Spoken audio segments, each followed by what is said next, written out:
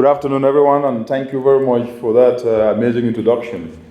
Quite amazing indeed, the way she articulated it. And to the University of Desta Fraternity, the students of communication and focusing on development, to everyone here, this is not actually going to be like a keynote per se, but it's going to be a conversation on the aspects that you've actually asked me to come and discuss here, how communication can be used as a tool to reshape the narrative for Africa's development, and more so under the challenges that we're facing today, whether we're talking climate change, whether we're talking environmental degradation. But before I start off, what you will notice in this discussion is that I'm going to use also what we have in abundance in the continent today that we don't even talk about. We have not just mineral resources that are underneath the earth, but we also have people. And we also have people who have, through quite a very long time, used knowledge, indigenous knowledge. And as Chinua Achebe would say, proverbs are the palm oil with which words are eaten. So I'll start and I'll use a lot of proverbs because we also have that in abundance. A cutting word is worse than a bowstring. A cut may heal, but the cut of the tongue does not. The cut of the tongue does not. This African proverb underscores the importance of content in our words. Underscore the importance of content in our words. The Bible, the global bestseller over generations, and I'm excited that you've started off with a word of prayer. The Bible, the best global bestseller over generations, combining science, combining logic, combining history and metaphysics, confirms this across multiple scriptures. When you take Proverbs chapter 18, verse 21, for instance, we are simply told that life and death are in the power of the tongue. Life and death are in the power of the tongue. And those who love it will eat its fruits. So the message is quite very simple. The message is simple. What we speak, which is the most prolific form of communication in mass media, carries the power of both success and failure. What we speak, it carries the power of both success and failure. Communication is at the heart of development because through it we can either mobilize positive action that leads to progress, through it we can either mobilize negative action that leads to retrogression. And this we see across the world. Through communication, we can foster negative action that will sabotage and retrogress development. And this is how the power to move development or retrogress it can actually happen, and is happening. But we need a different kind of communication in the African continent today. And this is the essence of my discussion with you today, because we know that those who accomplish great things pay attention to little ones. Every occurrence, regardless of where it is, no matter how small we perceive it, matters. Every occurrence, no matter how small, matters. In the context of our discussion today, when you look across the entire African continent, from Africa to Europe, to the Americas and on to Asia, the trend of communication about Africa mostly follows the path of recording failure rather than success. It follows a path of recording challenges rather than the solutions that are supposed to be discussed all the time. It follows the path of discussing adversity rather than discussing boredom and gloom. It follows the path of always talking about the negativity of the continent rather than talking about what Africa has also got to offer to the world. It follows the path of talking about how to also to pull people down rather than lifting them up from the bottom of the pyramid. For the past 60 years, this approach has failed. It has not worked. And that is why today we're still talking about people going to bed hungry. Distinguished colleagues, ladies and gentlemen, what we know is that Africa's story is bigger than that of poverty. Because Africa is too rich to be poor. But the narrative has focused on the negatives of the continent. But what gives me hope is that we can be able to reverse this, and the logic in which we're supposed to leverage on is development communication that talks about the positives and not always about the negatives. As I say, Africa is too rich to be poor. But the biggest problem in the continent today is that development is not, we do not do development for people. People do development for themselves. Our role is to facilitate the process. Anytime you think that people can do development for others, you fell from that premise. Our role is to facilitate the process. Distinguished colleagues, ladies and gentlemen, this logic, however, doesn't mean not also talking about reality. Rather, it calls us to be factual, to be accurate, and avoid sensationalization in our reporting, and lead our audience towards the solutions and ensure that they also take responsibility in solving African challenges. For example, as we're meeting here today, every night in this continent of Africa, 257 million citizens go to bed hungry. Every night in the continent of Africa, 620 million citizens are energy impoverished. They do not have electricity. In a continent that have 365 days of sunshine, more than any other continent in the world. As we're speaking today, these 257 million people who go to bed hungry in a continent that have both 65% of uncultivated arable land. This is unacceptable. 65% of uncultivated arable land. What we should therefore be reporting from a communication perspective, reporting and communicating, is instead how this 65% of uncultivated arable land can be turned into food-secured homes for the over 1.2 billion citizens. That's not necessarily the case. Another example is the youth unemployment. In a continent that have over 60% of the youthful population, and at the same time, 60% of that youthful population is unemployed. A continent that has got poor economies, 20 times less productive than any other continent in the world. As sure as we meet here today, the unemployment among our youth is significant. Of the entire continent, work-ready youth, only 1 in 6, a minority of about 16%, is in wage employment. A third, or about 30%, are vulnerably unemployed, while another 1/3 are unemployed and discouraged, disenfranchised, leaving the continent in search of elusive greener pastures and burying themselves under the Mediterranean Sea, and some even sold into slavery for paltry sums of money. But we also know that each and every year, these 12 million youth graduate into the labor market to compete only with 3 million jobs.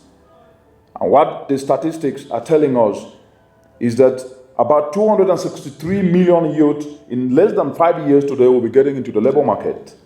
This sorry state of affairs is one that is being capitalized on most of the time. Of course, there's nothing wrong to talk about a problem, but the problem talked without a solution is not helping advance development. It helps to retrogress. If you take Kenya here today, the economy needs to create at least 900,000 each and every year jobs between now and in the next 5 years to absorb a high number of youth who are joining the job market. This scenario is further compounded by the fact that in this area of global competitiveness, Africa's economy, as I said, are 20 times less productive than competitors in the global space. But all this is just part of the story.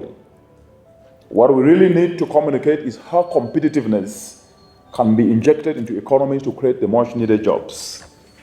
And here again, communication needs to point in the direction of solutions, not always pinpointing challenges and perpetuating the negativity that has confronted the continent for quite a very long time.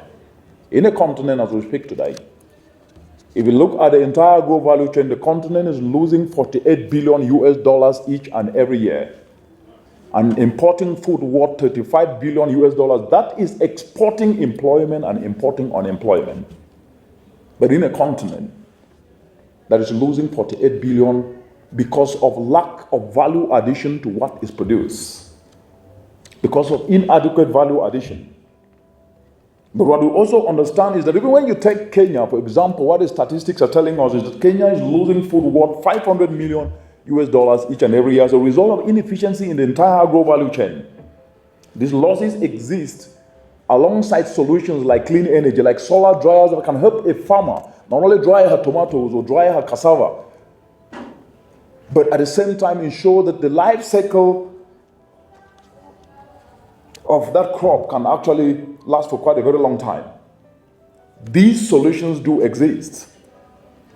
Communication should focus on how the continent can invest in decentralizing these solar dryers, these solar technologies to power value addition that will recover food loss and put food on the table of the millions of people who go to bed hungry. And another example as we speak today, the reality and the elephant in the room is climate change.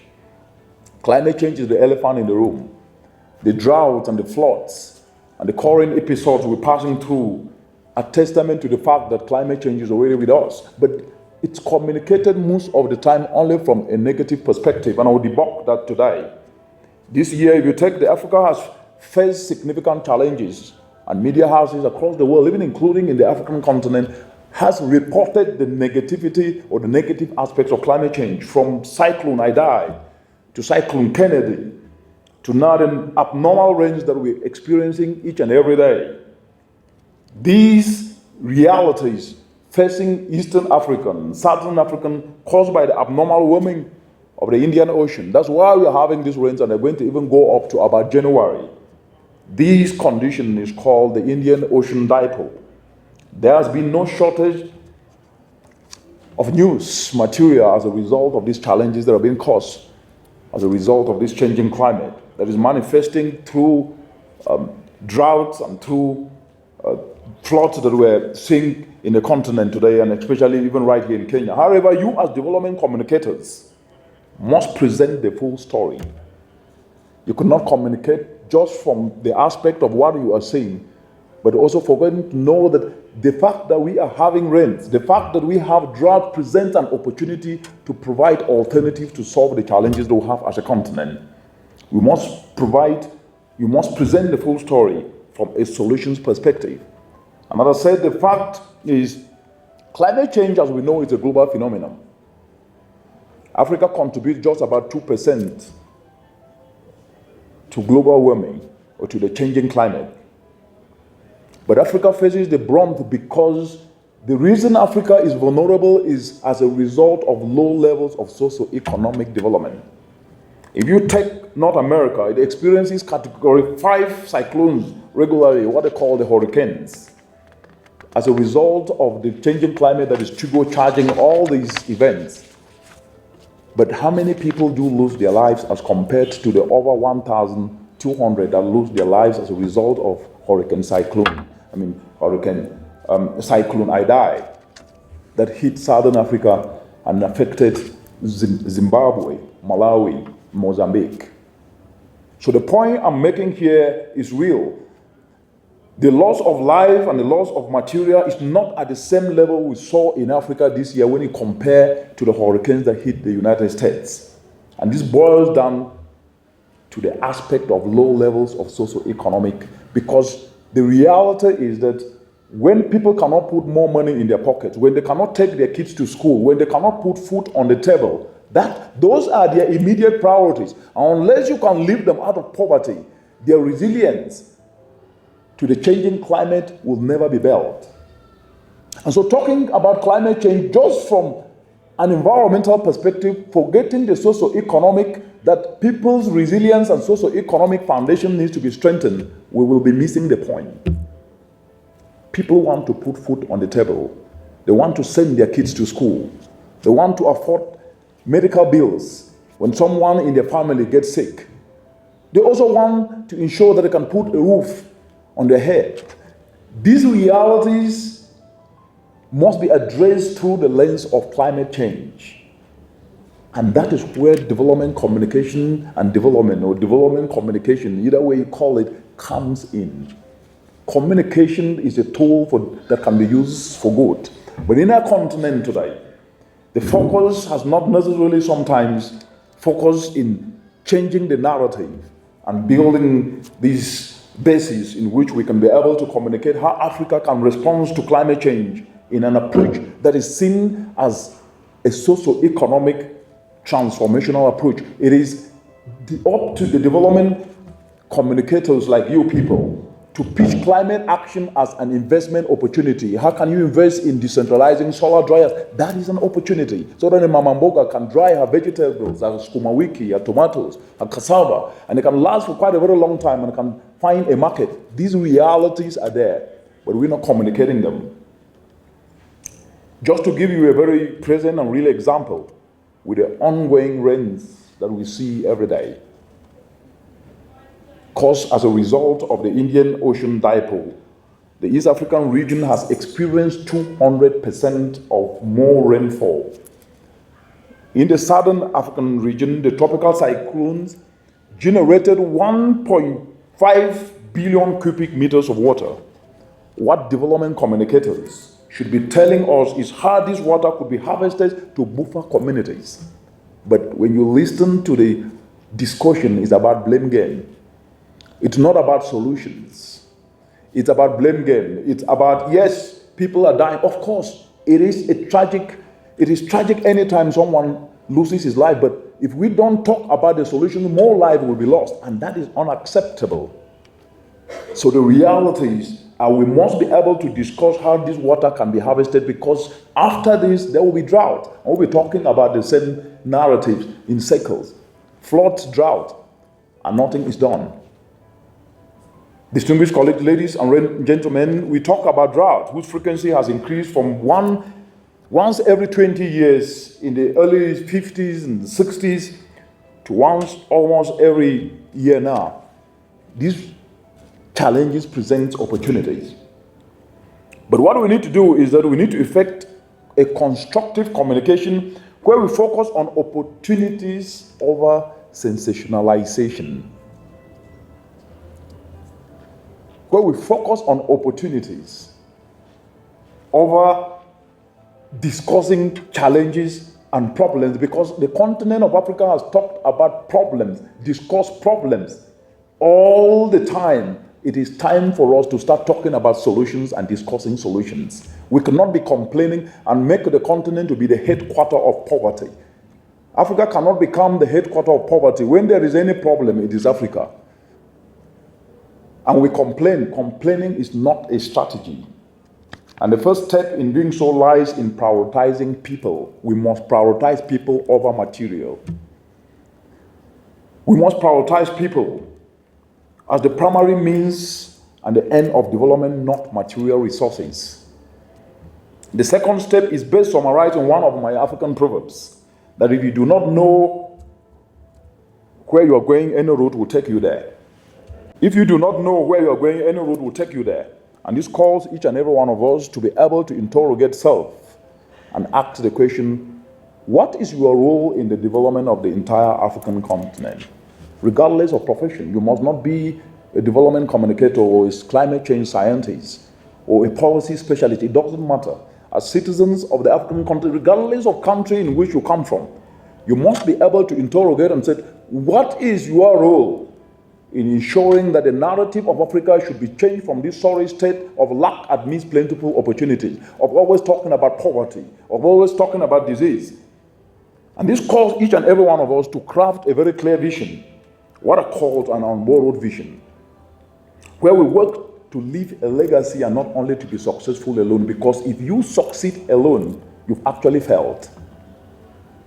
If you succeed alone, you've actually failed. Success is about lifting others and carrying others with you.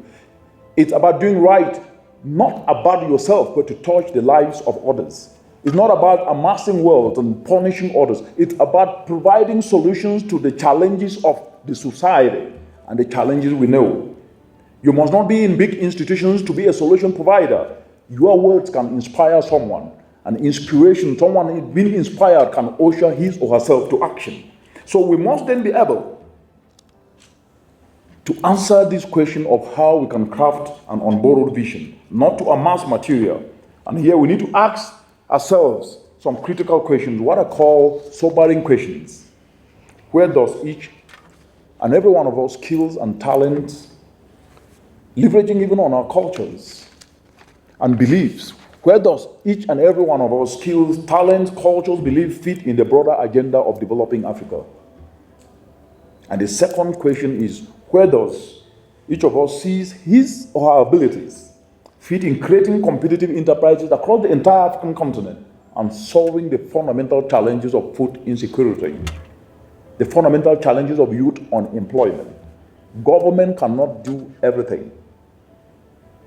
As a citizen of this continent and of the global community, just like all of us here, that fallacy of government doing everything doesn't work anywhere in the world.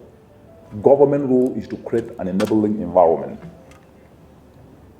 Our role as non-state actors is to leverage on that enabling environment to create our own enterprises, but with intent to solve the challenges we face. Because we live in a continent that is so selfish. We hate one another so much. We don't like to lift one another up. When you are up, you say you are Ukoju.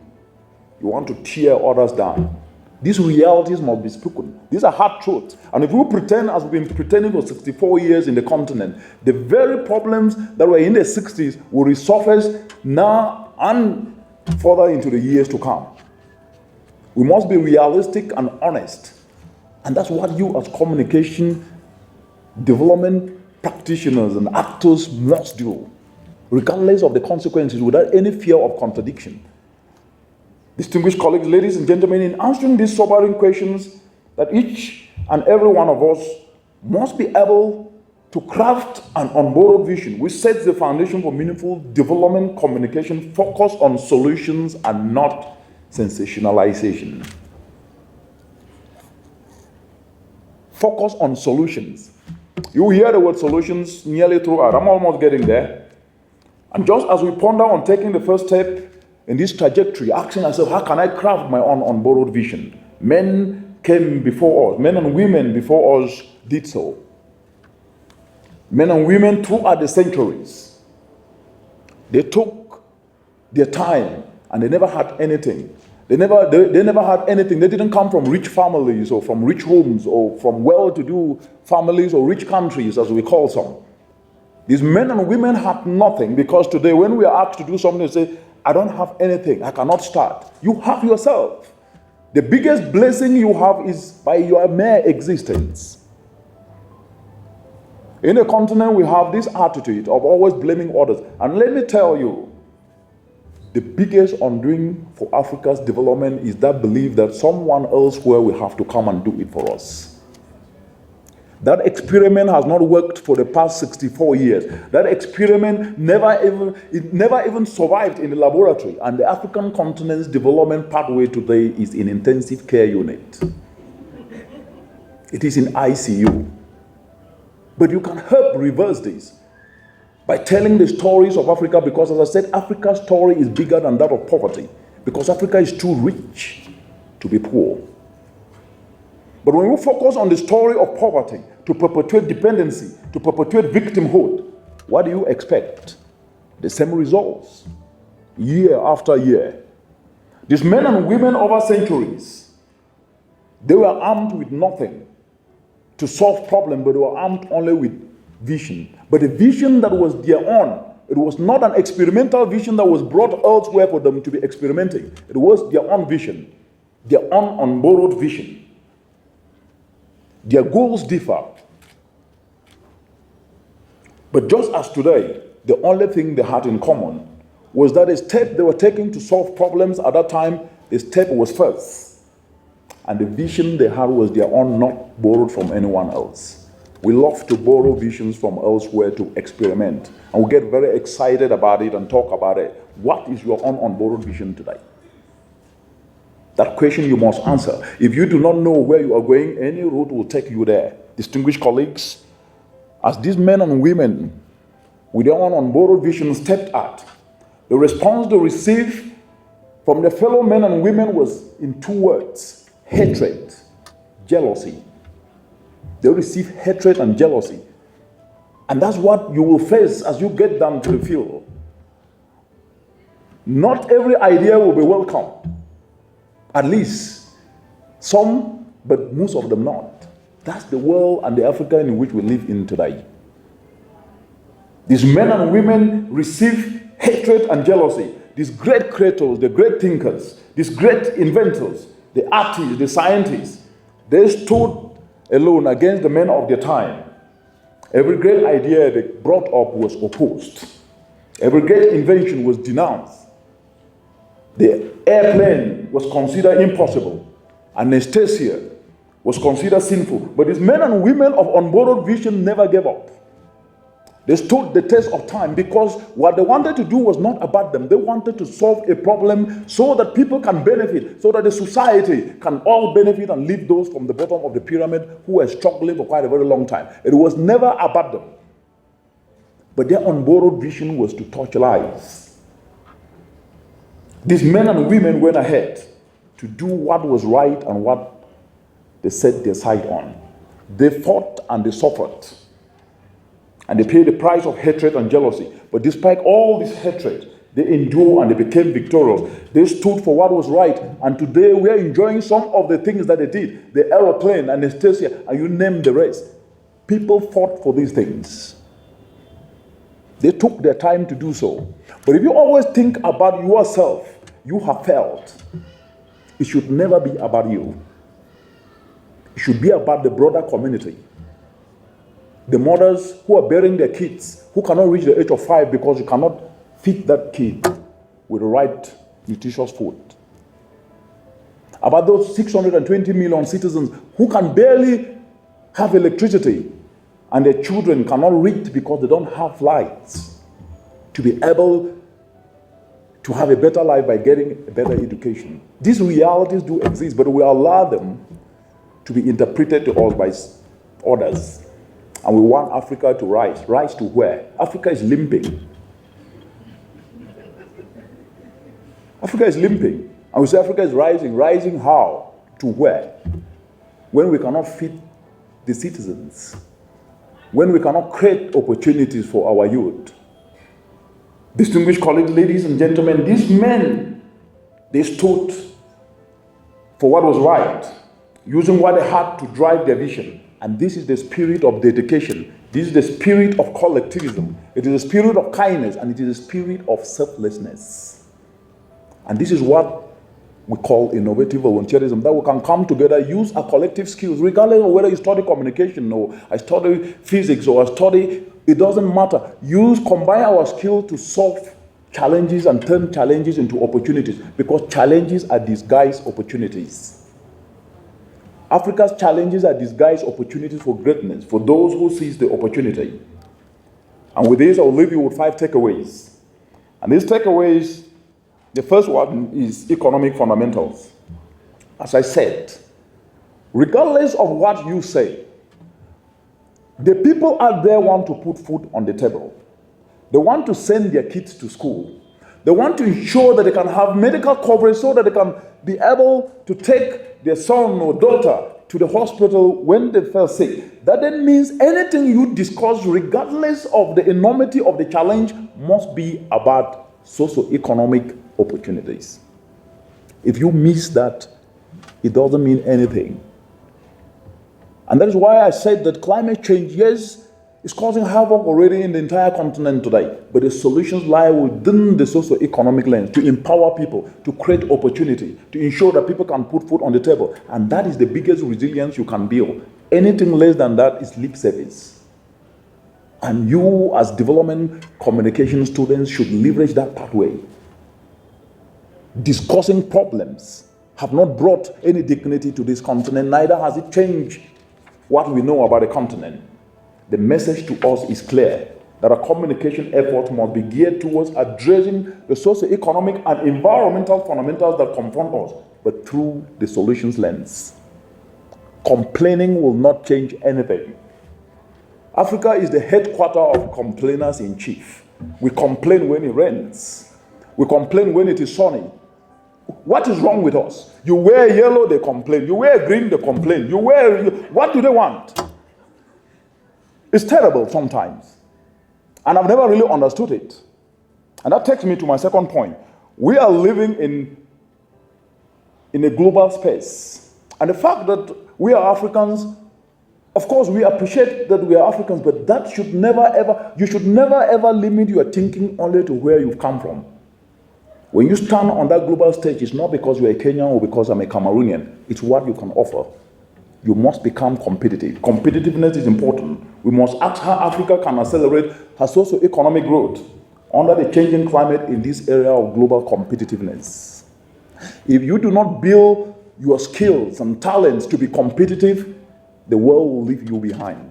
No matter whether you come from a rich family or not, it doesn't matter. When you stand on that stage, nobody cares where you come from. It is what you can offer.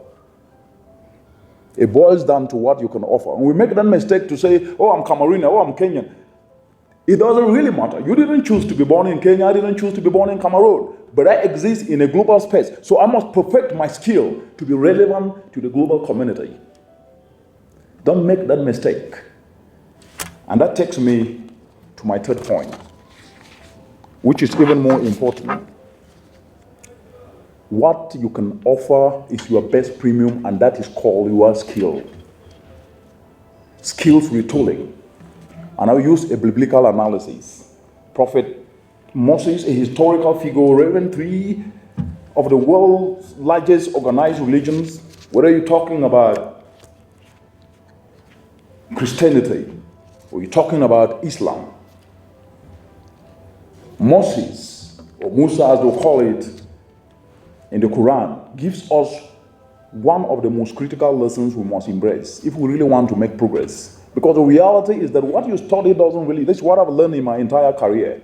What you study doesn't really matter. It opens doors, but at the end of the day, it is you as the individual to decide what you want to do and develop a passion. So when you take Moses, for example, he gives us the critical lessons we must embrace as we set forward, using what we have. Because this attitude in the African continent that we don't have, you will never have. I grew up in a poor home and I understand what poverty means. I get it. But that is not a reason for you not to work hard. It's not a reason for anybody to be complacent. When you take Moses, just as we're faced with significant challenges today, Moses faced far worse. He had a raging Red Sea ahead of him, a ferocious army in hot pursuit, and the destiny of an entire nation to protect. With nothing but with just a staff in his hand, he was instructed to not fear and to raise the staff that was in his hand. And he did, and the result was a miracle that has never ever happened again on this earth. The Red Sea parted, and he led himself and an entire nation out of the jaws of death. As we gather here today, our staff in our hands is our skill. Perfect it. If you do not perfect your skill, you might not be able to survive the global competitiveness that is happening in the entire globe today, because Africa is not an island. Kenya is not an island. Where I come from, Cameroon is not an island. Neither is Malawi, is not an island. We are living in a global competitive space. And we must be able to be competitive regardless of where we are. And I'm saying this because I've listened to a lot of young people, and those young at heart, where they talk about Africa as if because we are Africans, that is enough. No, that's not how the world functions. And we must be able to work with one another, improve, refine, and adapt communication skills towards informing the development process in the context of the economic fundamentals we face in the continent. That takes me to my fourth point. We must become selfless. We are in a continent that do not promote selflessness, that do not promote kindness. We hate one another. We've developed an attitude that I don't really understand it. This is not, I believe in the entire African continent today. When I was growing up in the northwestern part of Cameroon, as you will see in my book, I'm going to email it to Stella, she could share with all of you. I grew up in a northwestern part in a small village. And the village in which we grew up, we were not only the sons and daughters of my mother, we were the sons and daughters of everyone in the village. We could go right to the next house to be given food and even sleep over there. And still today, I see those I grew up with. They are my mothers, they are my daddies. But that attitude today of me alone is destroying this continent. The communication we are calling you to here today is unlike the norm. where sensationalization sells. If your communication is to drive the continent's development, then your focus should be to leave a legacy and not to sell news alone. And I will ask this question: do you want to be successful, or you want to leave a legacy? The jury is out. With these, just as capital flocks towards solution bearers, you will carve your own niche and attract capital to grow your brand of substantive development communication. And that takes me to the last point. Readers are leaders. You must read. If you cannot read to have the facts accurate, you cannot lead. If someone cannot read, he cannot lead. Readers are leaders. As communicators, you are essentially leaders because what you communicate shapes opinion. What you communicate shapes opinion. You must not have a political position to be a leader. Leadership is about personal responsibility. You must not work in an office or have a position to be a leader. Leadership is not about position or about titles. It doesn't matter. Leadership is about personal responsibility. And that responsibility, the first person to lead is yourself. If you cannot lead yourself, then don't expect to lead anybody. That's the truth. If you cannot lead yourself, do not expect to lead anybody. But you cannot purport to lead if you have no grasp of the issues. Readers are leaders. If you do not have the grasp of the issues, don't discuss it. You ask me to come and talk to you people. I put my facts and figures. I put it in the context. I took time. If you don't read, you cannot lead. And if you don't, leadership is not about being the president of a country. You can inspire from anywhere, even without a position. Positions come and go, but you stay, and leaders do stay. I believe you are leaders because you can communicate. Readers are leaders. Distinguished colleagues, ladies and gentlemen, and just as you get out there, always remember that leadership, as I said, is taking personal responsibility to become an example. Opinions don't matter. Opinions do not bring change. It's only your action that can change the world. Complaints will not do.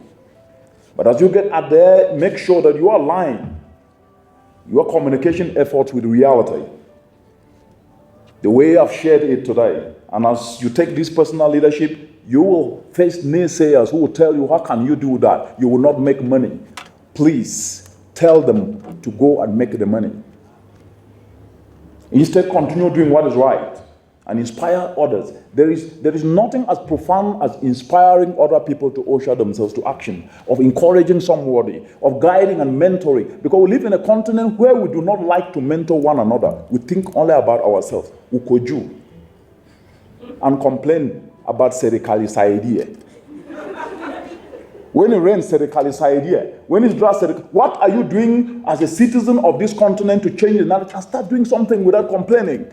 If you take the amount of complaining that happens across the entire continent every day, Africa could, and turn into positivity, Africa will become a tier 1 country. Distinguished colleagues, ladies and gentlemen, when I use the analogy of football players, 12 and 12, that's 24.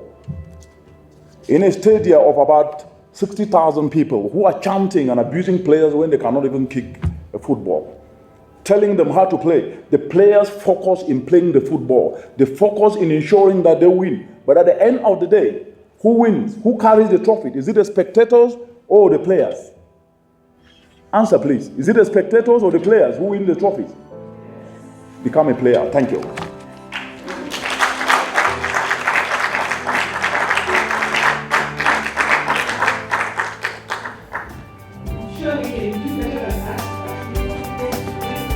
Are we excited to read over 500 peer-reviewed international articles? I know you wrote a book. Yeah, we are preparing our hands. Preparing our hands. As we wait for that book, can we go and look for his articles, read and get inspired every day we wake up? Right? Now, Obama clap as high, as loud as he can until he says enough in Swahili. I don't know who will ask what enough in Swahili is, but he needs to tell us enough in